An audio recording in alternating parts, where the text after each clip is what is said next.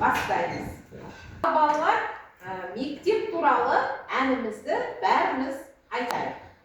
Мектебім, аяулы мектебім, өзіңсің өмірдің көктемі. Мәңгілік қолыңды созамын, арманға көктеді. Оқушыларға білімнің адам өмірі мен қоғам дамуындағы шешуші рөлін терең ұғындыру болып табылады. Көркем поэзия мен философиялық ой толғаулар арқылы рухани адамгершілік құндылықтарды қалыптастыру. Ал балалар, сіздер білім деген кезге бізге қандай ұқсас, яғни ассоциациялар білім сөзімен бірге байланысты екен? Білім деген кезінде дұрыс айтасыздар, кітап, яғни біз кітапты қаяқтан аламыз? Білімді біз кітаптан аламыз, иә? Білімді бізге кім береді? Ұстаз береді. Осы білім алған орданы не дейміз? Бір сөзбен не дейміз? Оқу дейміз. Біз еңбектеніп, кітапты оқып, ұстазды тыңдап, мектептен білім алған кезімізде қандай азамат болып шығамыз? Білімді, парасатты азамат пен азаматшалар болып шығамыз. Ал балалар, келесі, білім бір күндік нұр емес, ғұмыр бойы жанған шам, таңдау жасаған әр сәтте жолды айқындайды адам. Бүгінгі шәкірт ертеңгі ел тірегі, ал тірек мықты болу үшін терең білім қажет. Олай болса, балалар, сіздердің білім туралы қандай өлең шумақтарыңыз бар? Соны тамашалайық. Кітап ашу өз-өзіңді ашумен тең, әр бетінде болашаққа бір қадаммен. Жарайсыз. Айта қойыңыз. Білім үнсіз ұстаз, сөйлейді санамен, түнгі ойға шырақ болып, жол табады арман. Жарайсыз. Білімді таңдау күрделі жолды таңдау, бірақ сол жолда адам өз болмысын табады. Жарайсыз. Тағы да кім айтады? Айта қойыңыз. Ғылым іздеп шошаң ағаш жолдары, қара қылып құрсауынан шығалар. Ақыл қайрат, жүрек кем отырғанда, адамдықтың асқарына шығалар. Жарайсыз. Өте керемет өлең жолдар. Ұзинар. Білімсіз ой қаныраған даладай, жер ұса да жеміс бермес қарағай. Ал білімді ой, тамыры терең бәйтерек, дауылдарға қарсы тұрар алабай. Жарайсыз. Мәншүк. Ұстаз берген бір ауыз сөз, ғасырларға жетер із, қараңғылықтың түнегінде шырақ толы білім берер бізге. Жанарбыз, иә? Жарайсыз. Ал енді балалар, сіздерге білім, уақыт және таңдау деген көріністі қабыл алдыңыздар. Бұл ертегі өткен емес, бұл бүгінгі жасөспірімнің шындығы. Мен тоқтаймын, мені күтпейді ешкім. Мен оңай емеспін, бірақ мені таңдаған өмірін ұтқызбайды. Мен білімді таңдаймын, себебі болашақ бүгіннен басталады. Жарайсыздар. Рахмет. Көріп отырсыздар ма?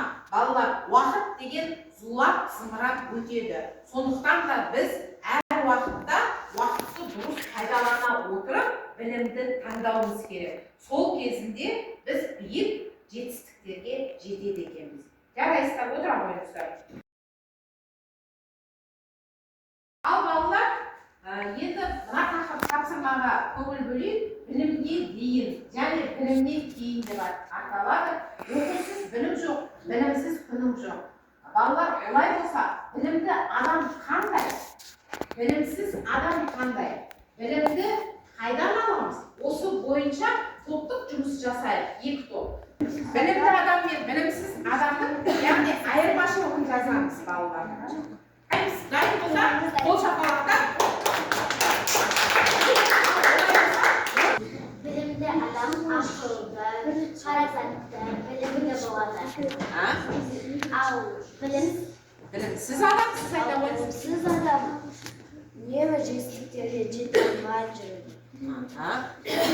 Сосын білімсіз адам Білімсіз адам өз-өзін көрсете алмайды, иә? Аха.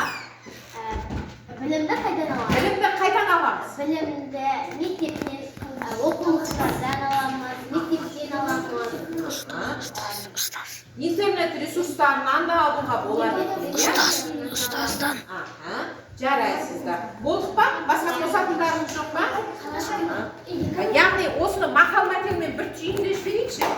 Оқусыз. Білім жоқ. Білімсіз күнің жоқ. Жарайсыздар. Отыра қойыңыздар. Екінші топ. Аха. Көрсетіп айта беріңіздер. Аха. Білімді адам қандай? Білімді адам ақылды болады. Аха.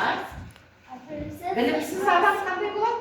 Білімсіз адам жалқау болады. Жалқау болады. Сосын кейін білімді қайдан аламыз? Білімді кітаптан, мектептен, ұстаздан аламыз. Аха, жарайсыздар. Қосып аларларыңыз жоқ па? Ал бір мақалмен түйіндейікші. Білім енемен құдық қасқандай. Жарайсыздар. Рахмет. Келесі экрандағы тапсырмаға назар аударайық. Туралы тест. Ал қараймыз бәріміз. Білімсіз адамның жағдайы қандай? Өмірде қателесуі көп болады. Екінші, білімді адам қалай тануға болады? Білімді адам. Ақылды шешім қабылдай алуына. Дұрыс. Келесі, білім мен тәрбиенің байланысы қандай?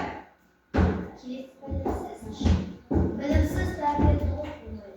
Қандай? Білімсіз тәрбие толық болмайды. Дұрыс, жарайсыздар. Білім мен ақылдың айырмашылығы не? Көрсетеді, білім адамның қоғамдағы орнын анықтайды. Ақыл адамның мінезін көрсетеді. Білім адамның қоғамдағы орны. Келесі, ақыл тек табиғи қасиет, білім тек зерттеуден алынатын нәрсе. Келесі, ақыл ойлау қабілеті, білім үйренген дерек. Білімді адам әрқашан табысты болады.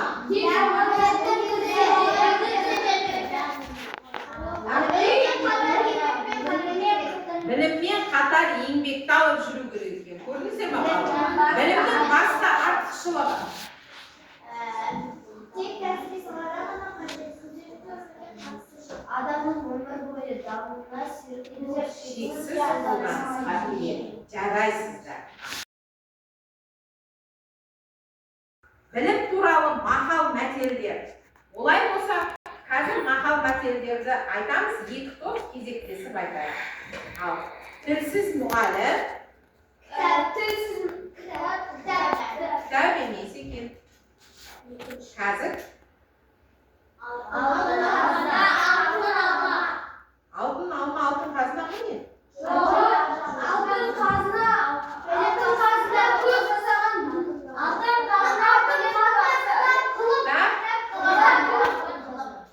Алтын қазына ма? Дұрыс, кітап алтын қазына.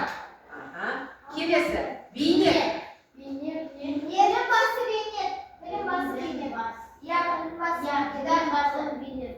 Қайсысы?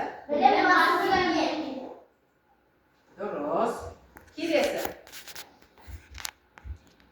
Біліммен жүгірме.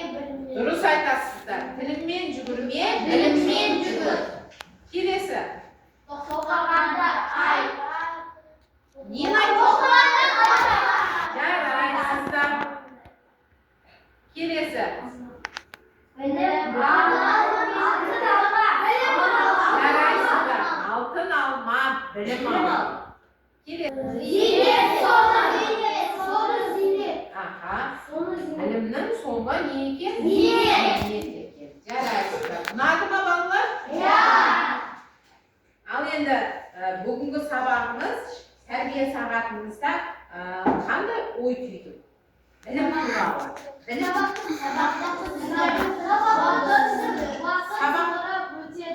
Қол көтеріп айта қоямыз. Аха. Уақыт зымырап өтеді. Сол үшін бұл пайдаланып білім алу керек. Жарайсыз. Тағы да кімнің ойы бар? Айтамыз ба? Тағы да кімнің ойы бар? Өз ойларыңыздан айта қойыңыз. Білім алмасаң ешқандай жетістікке жетпейсің. Жарайсыз. Біз білімсіз өмірсіздік жолымызды дұрыс таңдай алмаймыз. Жарайсыз. Тағы да. Ал енді балалар, мальчик айта қойыңыз. Білімді мен білімсіздің айырмашылығы көп. Жарайсыз. Бүгінгі яғни тәрбие сағатымызда біз уақытымызды бос жібермей терең білім алуымыз керек екен. Ал терең білімді біз қайдан алады екенбіз? Мектептен, ұстаздан, кітаптан, олай оқудан, жарайсыздар. Және де біліммен қатар не болу керек екен?